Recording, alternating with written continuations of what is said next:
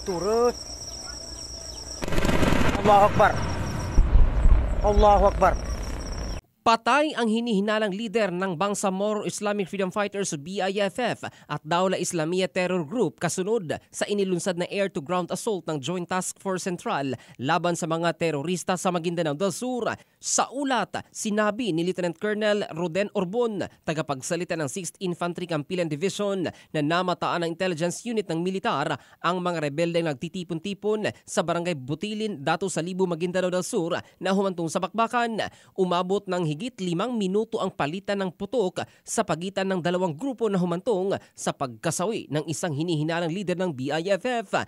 Nakarecover din ang mga militar ng .45 pistol na may 5 magasin at isang analog cellphone at iba't iba pang mga pampasabog na ginagamit ng rebeldeng terorista. Lumikas naman ang nasa 50 pamilya sa takot na maipit sa kaguluhan. Samantala, patuloy pa ang ginagawang pagtugis ng Joint Task Force Central sa mga terorista sa Maguindanao del Sur kasabay sa pagsiguro sa proteksyon at seguridad ng mga mamamayan laban sa anumang banta sa nasabing lugar.